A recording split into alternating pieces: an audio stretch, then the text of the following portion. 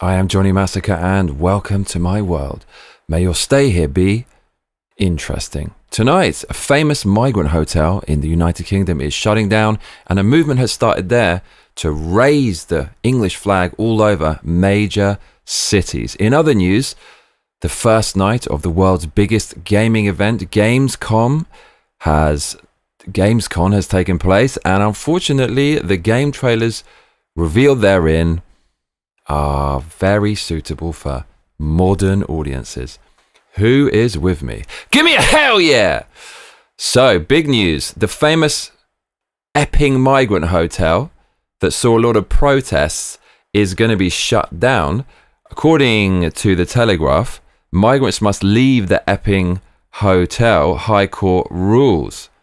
The decision comes after a Home Office warning that injunction could put asylum hotel scheme at risk. So this is massive because this is kind of a legal precedent, and it means that other migrant hotels in the UK can now kick out migrants and start shutting them down. The Telegraph says Epping Forest Council has granted a temporary injunction to prevent Somani hotels from accommodating migrants through a Home Office contract. This is huge news indeed. And this is the Home Office, and they don't want the migrants to be kicked out of the hotel. It looks like the Home Office is comprised of a lot of migrants themselves, but they are going to be kicked out. Huge news. Absolutely massive. So, let's get some reaction to this. Here is Legal Talent at S. Barrett Bar on X explaining how it's game over for migrant hotels in the United Kingdom. Start with, frankly, utter farce. At the High Court earlier on, the Home Office, this 11th hour interjection was thrown out by the judge, and you might say fittingly. Yes, so I want to be very clear, Martin. Our legal system is fat and absolutely bloated, and as a result, it sort of doesn't really work. It's copied on a European model, and the Europeans can make it work because they have a pet court that will do as they're told. We have really good judges who just apply the rules, and what the government had not realised is that actually they were breaking planning rules by filling all these hotels with migrants. And that's what this has confirmed. And if one hotel in Epping is breaking the law by filling it with migrants, then Martin, I don't know if the government's sitting down while it hears this, but every hotel is. So Stephen Barrett, you're saying on GB News Tonight, this is the beginning of a chain reaction the government has no control over. Yes, and I'm going to step into the fray, Martin. I don't normally like to. I'm quite. So what this guy is saying is that now other migrant hotels can start kicking out migrants. This might start a chain reaction that's going to be seen all over Britain. And Broxburn Council has already issued a statement following the ruling on the Bell Hotel in Epping. And they also want to kick out their illegal migrants. In this case, the migrants in the Delta Marriott Hotel in Cheshire. So this is actually starting a chain reaction right now. And it could be very good news for people who are against illegal migrants in the UK. This will be somewhat dependent upon the political leanings of the council, because pro-migration councils will probably just want the migrants to stay. But now there could be legal challenges from the public to counteract any of those left-leaning progressive councils. And certain political figures in light of this are capitalizing and now calling for mass deportations. My man, Rupert Lowe, is doing exactly that. He's written to the Home Secretary. And the Home Secretary in the UK is Yvette Cooper, woke female diversity hire, who's overseen this absolutely terrible migrant invasion. Rupert Lowe, in his letter to her, said, "I hope you'll join me in congratulating the good people of Epping who have peacefully and successfully driven out one of your rotten migrant hotels to closure. Local councils now know they can block hotel use through injunctions. Communities will will not tolerate being treated as dumping grounds, nor should they. The public backlash is only going to grow, and every new hotel scheme risks more protests, more policing costs, and more division. So Rupert Lowe is saying, in light of this, come on, it's time to now start cracking down on illegal migration. And the owner of the Bell Hotel in Epping, that's now going to be shut down as a migrant hotel, profited to the tune of £1 million from housing migrants in 2024. Muslim Hassanaki Karmali Alibai Somani owns 13 other hotels. So some people are getting very rich off housing illegal migrants who often wander into communities and commit crimes. So the question is, though, where are these migrants going to go? It's perhaps not the victory you might think this is if you're anti-illegals coming into your country, like I am, because those illegals have to go somewhere, and the UK's legal system means it's quite difficult to get rid of them or ship them off to another country. The question is, where are all these migrants going to go? Journalist Claire Muldoon says Epping Council's successful closure of the Bell Hotel to asylum seekers may not be the victory it seems. Claire, has this changed things? Do you think this is a victory for mums and dads? It is to a certain extent, but the other issue with this is the High Court ruled that the Bell Hotel was being used improperly, i.e. it was in breach of its planning consent because it wasn't used as a hotel. Now, the judge in his ruling said that he didn't think there was anything surreptitious going on. He didn't think there was anything duplicitous. However, what they were doing, Simone Hotels, who own the Bell Hotel, what they did do was in breach of their rights, in breach of their contract, in terms of it should be as a hotel, not for housing asylum seekers or... So what she's saying there, legally, you can't say to the general public, you can't come into this hotel because the hotel has been registered and set up under the purpose of renting itself out to anyone without discrimination. Legal immigrants. That is the key issue. Now, we've had Kemi Baden... Amazing optics here. The people in Epping who are vilified by the current sitting government are all celebrating as they've won. They've gotten rid of the illegals from the hotel, one of whom actually assaulted a young 14-year-old girl. And Nigel Farage saying it's a victory. It's a victory for everyone locally to save women, save children and keep them safe. We're going to see this repeated, aren't we? That's the view. But have we heard from Ed Davey? Have we heard from the Greens? Have we heard from anyone else? A big silent no. We've also got the Notting Hill Carnival coming up this weekend. And a bank holiday. And a bank holiday. So Britain is already a tinterbox. The police are overly resourced, underly resourced in terms of the amount of overstretched. And we now think, well, what's going to happen? So we've got 14 days for the Bell Hotel to get rid of the asylum seekers that they're housing. Where are they going to go? That's the question. They're not suddenly going to go back to their country. They're going to be moved on somewhere else. And the UK government has already been making noises about housing migrants in public housing. Public housing is basically a euphemism for a money laundering project to house illegals. Basically, give them a free house with your money. So that's what might happen, unfortunately. Exactly. So it's all very well flag waving, getting the sound bites in, saying this is a great victory. The thing is, Claire, they've got to... But where are the migrants going to go? And that is the big question on everybody's lips.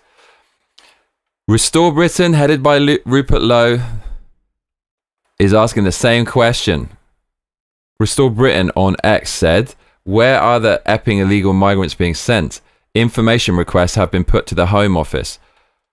So the Home Office is basically staffed by DEI clientele and migrants already. So asking the Home Office where the migrants are being sent is essentially like asking Hitler where the UJs are being sent. He's probably not going to tell you, basically. But Rupert Lowe is the only person doing God's work. He's always putting information requests in to the Home Office and the government, trying to actually find out what is going on and make a difference. Rupert Lowe, through Restore, is also now investigating the Home Office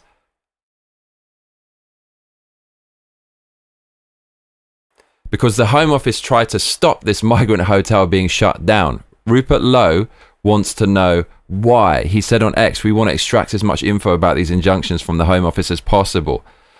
He wants to know the titles, dates and reference numbers of any ministerial submissions, internal reports or briefing notes that refer to injunctions sought by local authorities.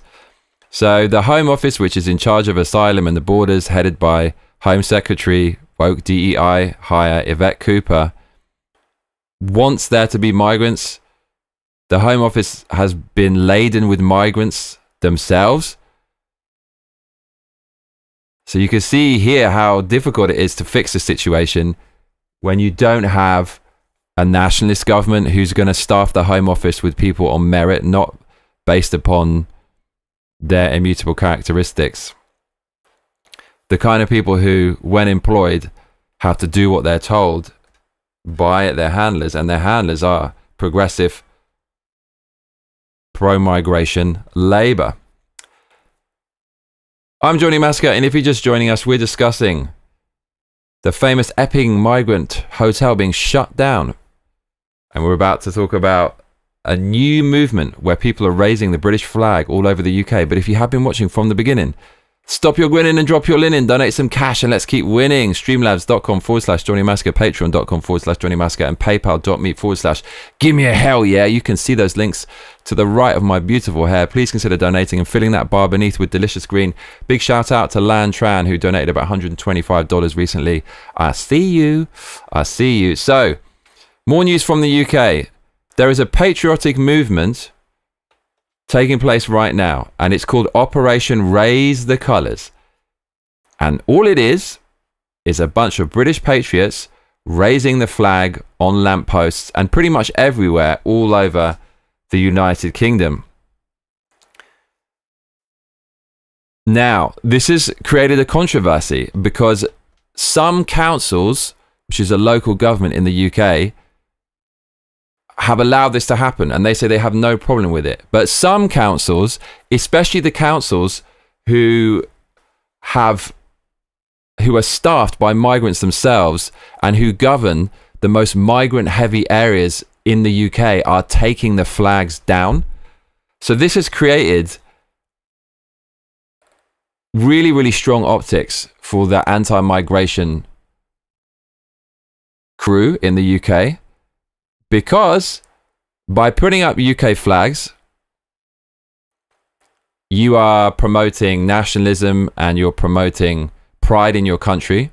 And at the same time, when you have migrants taking the flags down, it makes the migrants look really bad and makes mass migration look really bad. So there's a lot of leverage that anti-migration proponents can achieve from Operation Raise the Colours.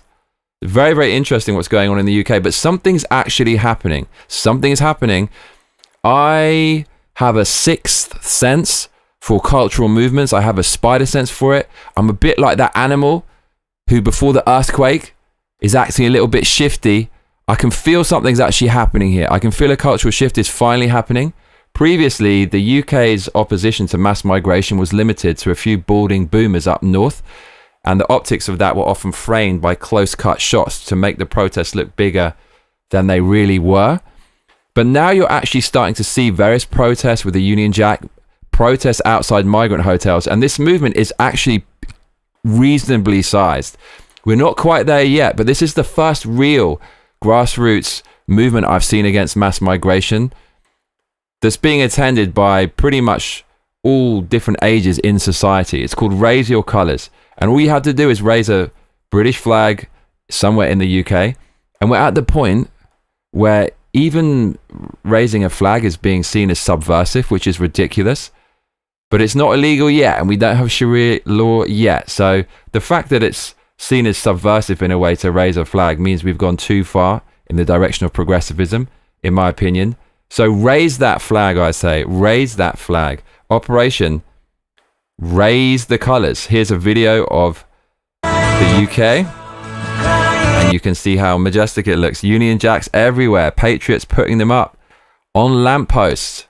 Bit of a legal grey zone. As I said, some councils say it's okay, other councils don't like it. In Birmingham, which is one of the most Muslim-dense areas in the UK, patriots have put up the St. George's Cross, the flag of England, over a bunch of lampposts, and it looks freaking cool. I love this. I really, really like this. Here is a pub in York, and it has been flagged. And there is now an organisation on X called Flag Force UK, and they say, remember to have fun when flagging. Support your local pubs at all times. Keep British community spaces open and terraform. I love this. Your local community. This is terraforming, baby. All the locals were cheering us on as we did it. So British flags, English flags going up here, there and everywhere in the UK. And it's quite a nice sight. So Flag Force UK, as you can see on X, taking donations to put up flags all over the country. In Southampton, it was a busy night. The other night, yesterday night, in fact, you can see in Southampton, someone was up putting flags all over the city. There's the first two up, Lordsdale Way. There's the first two up. That's the third set, completing the whole length of Coxford Road. He's done a whole road, bruv, in Southampton with flags. That's the fourth set done. Crossroads to Borval And Way. you can hear from the accent, the people doing this are often working class, and they're very good with tools and building stuff, so they're the ones who are going to save the country and put the flags up. So they were doing that all night, putting flags up all over the capital. Now, the real controversy here is Muslim-heavy areas are taking the English flags down.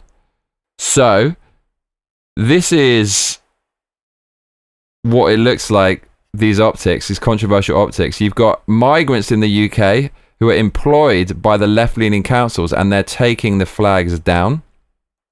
So this has happened in Tower Hamlets, a borough of London, and it's also happening in Birmingham City.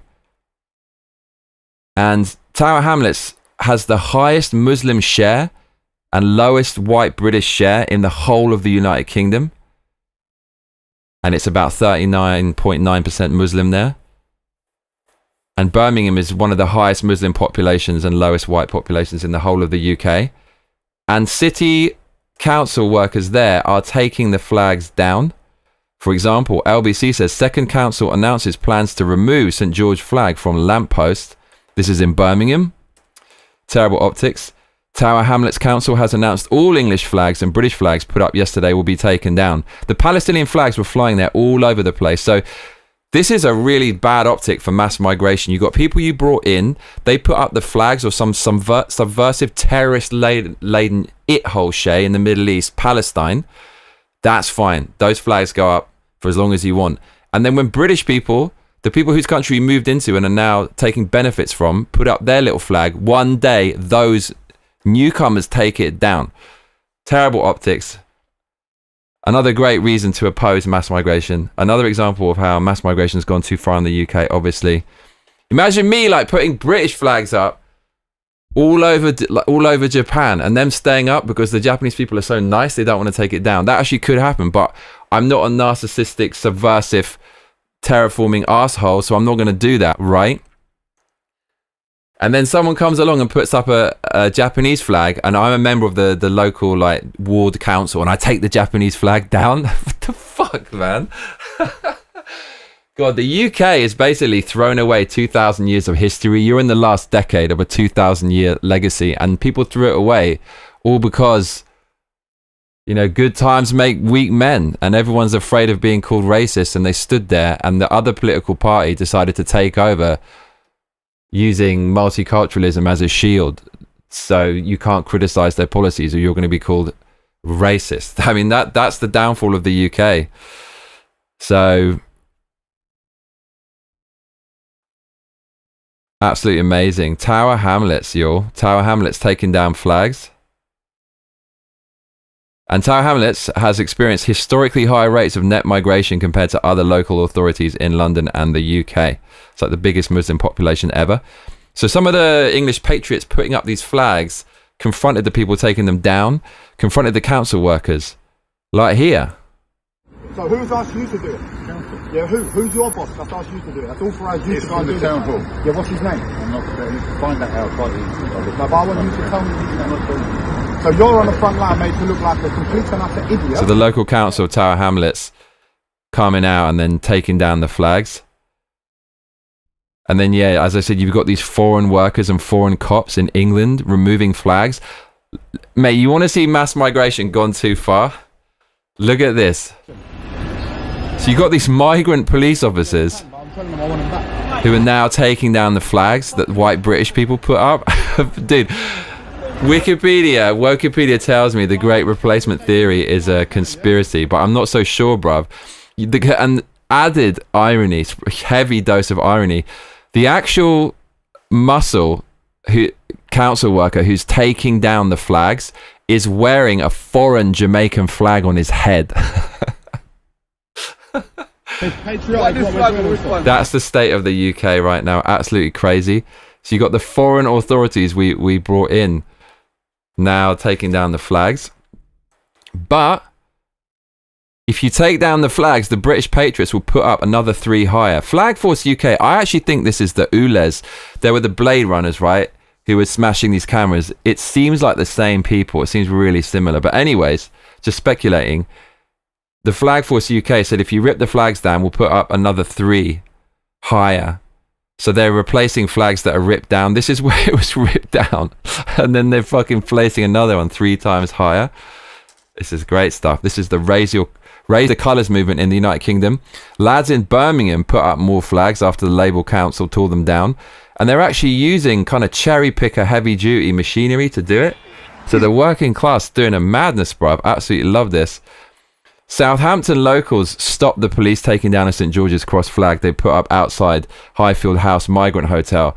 And this is where the grey area of these flag laws really becomes evident, because if you're causing unrest and you put it somewhere where it could be a danger to the public, for example, outside a migrant hotel, it could create a violent protest or something. That's what the Home Office would say. Then there's a stronger argument to take them down. But Keir Starmer actually came out and said he supported people putting up English flags. So the grey zone remaining greyer than ever.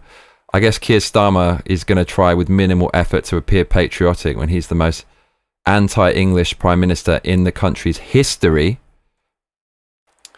But a lot of people are saying because of these optics of foreigners taking down the English flags, it's going to move England one step closer to a civil war. People likening it to a tinderbox that could soon explode. People fed up with mass migration foisted upon them. Regardless, Rupert Lowe's Restore England posted a picture of the English flag on X, so we know where he stands, and he's making it acceptable for us to put up flags like that. But then you can see the irony of councils taking down flags when you have people like Lutfur Rahman, who is the mayor of the Muslim majority Tower Hamlets, and he posted on X a Palestinian flag flying at Town Hall in solidarity with Gaza. He did that 10 days ago, and he is essentially in charge of all the English flags going down in his same area. That's a really terrible optic, I must say. But it doesn't stop at flags with the Raise the Colours movement in the United Kingdom, because patriots, for example, in Salford, are painting all the roundabouts as St George's crosses. Look at this. So people are painting the English flag on roundabouts, bruv. Wicked. Put it on there. Mate, back in the days, you'd see a lot of English flags and you think, wow, it might be a bit rough in here. I better be careful what I do and what I say. Now, when you see English flags, you think, fucking hell, mate, I'm with the crew. How times change in England. How mass migration can mess up a country. So now people are painting roundabouts. And it's funny how they report on this, because the BBC News reported on it by saying roundabouts vandalised to look like St George's Cross flags.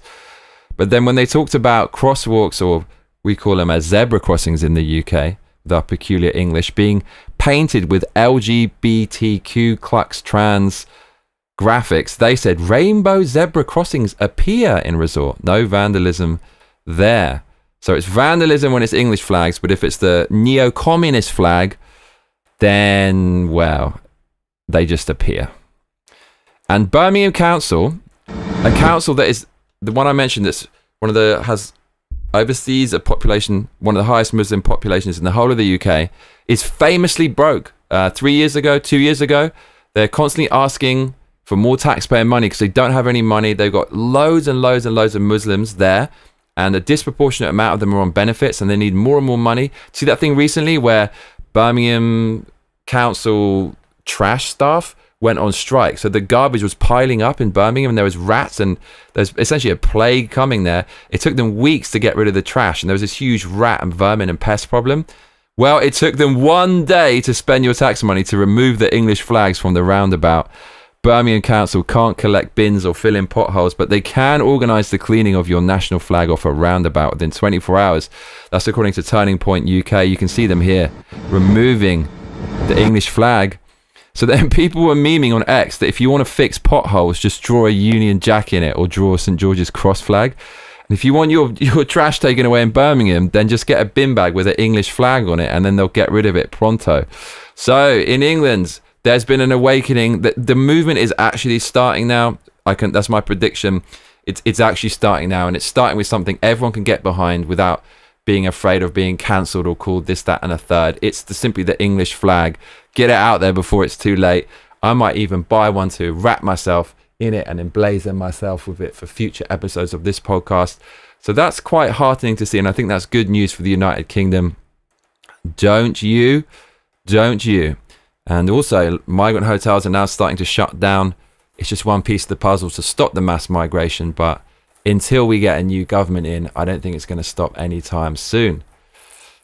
So, other news for today, video game news. So, Gamescon is taking place in 2025. It's the biggest gaming event of the year. It has more exhibitors and gaming companies than any other event. And at Gamescon, gaming companies show trailers of their new games. And unfortunately, Gamescom 2025 is full of woke mass market trash. And we have a game in it that looks like it's going to be the new Concord. This is going to be the new $1 million mega flop. It's full of communist, woke, hard leftist, identity politics, propaganda. And it is called The Outer Worlds 2. Now have a look at the trailer for Outer Worlds 2 and try not to cringe. Guten Tag, Gamescom. Look at this. Tens of thousands of Europeans packed into one building in the dead of summer with absolutely no air conditioning. This is the type of dystopia we here at Obsidian Entertainment absolutely respect. So the Outer Worlds 2 is made by Obsidian Entertainment. They made Fallout New Vegas, and they also made Knights of the Old Republic 2 in 2004 on the original Xbox, which was amazing. How the Mighty Have Fallen. Experiencing Schadenfreude right now. I may have messed up the pronunciation, but you knew the idea. How are you? My name is This guy thinks he's trying to get a job as an actor in the new Marvel movie. I am the head of sequels here at Obsidian Entertainment, and I've got big news. I am going to drop a brand new trailer for The Outer Worlds 2. What are you going to get? More planets, more chaos, and an actual release date now that GTA 6 got pushed to the spring. So, strap on in. Stock up on some gummy bears, stock up on your favorite pretzels, get ready. Stock up on some soy. Here comes The Outer Worlds 2 trailer. Roll it, Jeff. It's got to be Jeff that's rolling it, That's right? such a red flag. This motherfucker in charge of the game was waffling for 51 seconds, annoying the shit out of anyone watching it before he even previews the game. And oh dear. now, a trailer for Oh dear. Diversity checkboxes ticked. the part of the game you'll remember Terrible character design. more than the end. Maybe some kind of homage to a veiled Muslim in a burqa or a headscarf and looking extremely unattractive with massive deep set laugh lines that would make the Joker feel like he's got a normal face. The ending. PlayStation 3 graphics. Oh my god, most diverse cast ever. We've actually got a full-on like Muslim veil on one of the characters pretty much. All of the female characters, I mean it's pretty much like an anti-white male game. There isn't a single one. And the main character just looking like all the characters these Californian development teams make. They all look the same, just proving they live in a bubble and don't listen to what fans want. But the main character here, he's basically... He's one step short of being in a wheelchair. He's got a prosthetic leg. Companions. super ugly lead character. Let's skip the diplomacy. He's got like a peg leg. So this is a game made by Marxists. They're absolutely obsessed with victims and people beaten down by society. And they want to be a champion of the working class. That's how they feel good about themselves. Horrible PlayStation 3 graphics. Chemically enhancing your statistically unsafe lifestyle.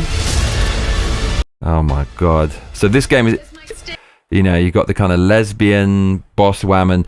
This game is going to flop so goddamn hard. A lot. An enemy. Oh my goodness. Just the frumpiest, most unattractive, ugly female characters, a little bit fat, like no one. That's the other thing. Disabled person watches this show. Shout out if you're watching. Zero. And like they said they don't want to see someone with prosthetics or wheelchair or whatever because it's a game and their fantasy is to have limbs again. So they actually, even disabled people don't want to see disabled characters in the game. So who the fuck are you making this for? You're making it for yourself. You're a political activist who's trying to feel good about yourself. This game is destined to flop so hard.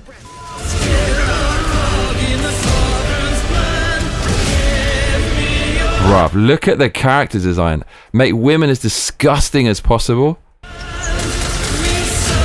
Unbelievable. The Outer Worlds 2. So this is the next mega flop. This is the next Concord. This is the next... Wake up, honey. Wake up. Wake up. Wake up. The next communist hero shooter's dropped. At least this guy's got a big clonker.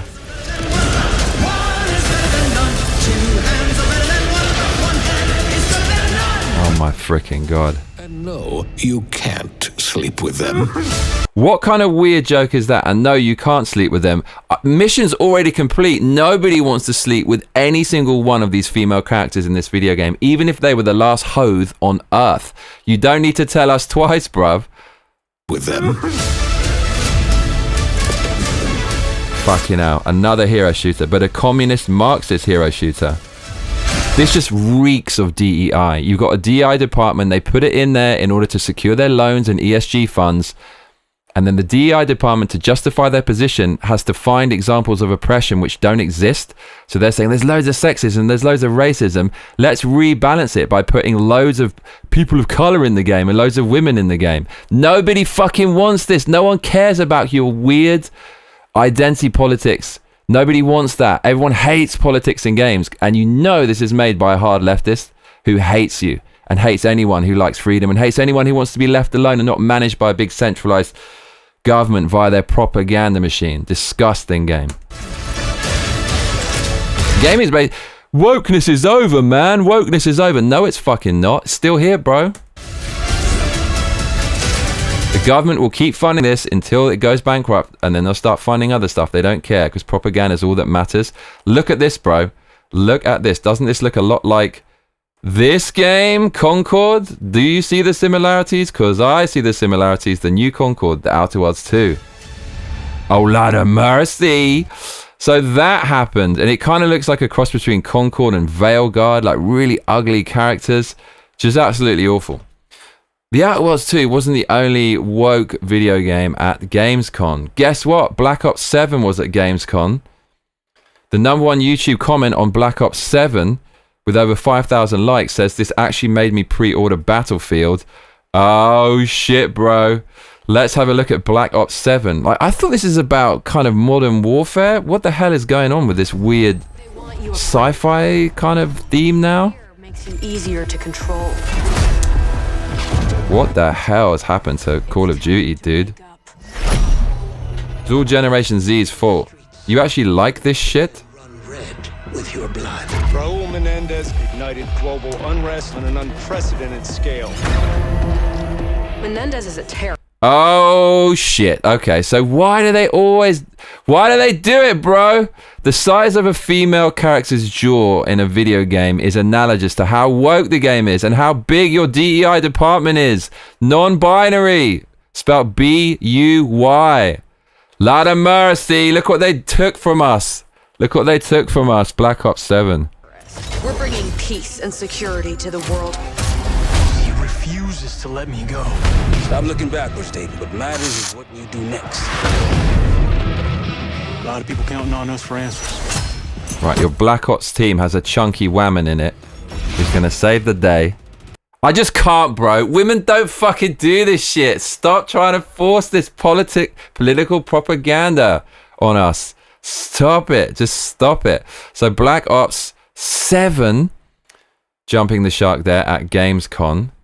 Absolutely terrible. And guess what? Ghost of Yotei is here, y'all, and it is woke as fuck. What was actually quite a well-received game, quite well-respected game, has been completely destroyed by forcing in a diminutive, ugly whammon who's going to be the protagonist you have to play with for the entire game, who's going to kick the ass of thousands of hardcore samurais. Check this out. How long before the trailer destroys itself with wokeness? You know they can't help themselves. 1 second. Okay, here we go. Side profile. Fucking hell, bruv. What can I say? Super ugly female character. And that's all I'm going to show you. So this is the person who it's modeled on. It's the voice actress Erika Ishii. She's got loads and loads of comments online saying things like, for example, until trans actors are fairly considered for cis roles, it's imperative that trans actors have the opportunity to play trans roles. She says, hey man, capitalism is terrible. I mean, she's a straight up communist. She's also virtue signaling on X about internment camps in World War II. America basically put these Japanese in jail. If you don't like it, why the fuck are you living in America? Because America is awesome and accepting now. So that person is the lead voice actress and the character model for the game. And that only occurs if the game is being created or at the very least compromised by woke leftist activists. Ghost of Yotei, dead on arrival, Kerr. Other games that prove that wokeness is over, man. Honestly, World of Warcraft. So they just released an expansion called World of Warcraft Midnight, and they uglified the night elves. I think that's a night elf. I'm sure some nerd's going to get angry with me. That's not a night elf. That's an elf of blood from the Golgotha realm. I don't know, but it's some kind of elf, and they made them super, super ugly. That's how hot they used to be. Look what they took from us, bro. DEI is still alive in gaming. Grums, who helped create the original World of Warcraft, he posted about it. He said, what happened to it? Is a blood elf. Fucking hell, I got it right when I was taking the piss. It's a blood elf. He said, what happened to the blood elves in World of Warcraft, not night elves? He said he got hit with the AAA ugly stick. Yes, it certainly did. So now World of Warcraft, we went from this in 2007, babylicious, baby, to this. Oh, fucking hell, bruv. Her eyebrows look like something you'd floss your teeth with. It's disgusting, bro. Baby.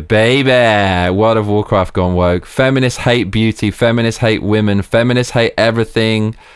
From Ghost of Yotei to Black Ops, Call of Duty 7 to World of Warcraft.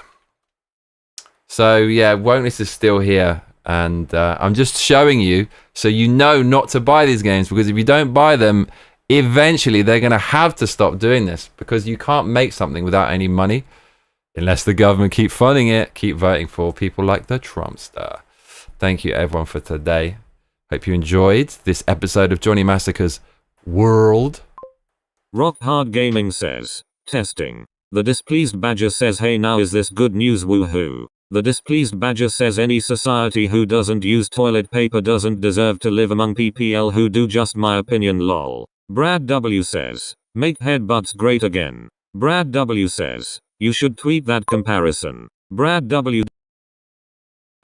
Milkitia makes things says, they naturally appeared LMAO. The displeased badger says, yeah, like crop circles. Milkitia makes things says, gay aliens. Milkitia makes things says, leave Sonic the Hedgehog alone. The displeased badger says, no one is stocking up on pretzels, they are all allergic to gluten, this guy is so out of touch. Milkitia makes things says, he has a sister. You know she is the worst. The displeased badger says, creativity and guilt just don't mix. Milkitia makes things says, I think that's kinda funny. LMAO games that shoehorn romance options because the creators are just horny need to stop. The displeased badger says the Democrats were in power when the internment camps were done. That was a Democrat decision. The displeased badger says and the Japanese weren't the only ones in those camps, so were Germans and Italians. The displeased badger says Pat Morita was in I'm half German. Do I get reparations? Mr. Miyagi. Yes, everyone. Okay, so we're going to go on over to the cheeky live stream now, 169, dude. And there you can tell me how to cook this and make it not disgusting. It would be the first non-disgusting thing I've ever cooked in my life. So jump on over there. And we're going to have fun, natural fun.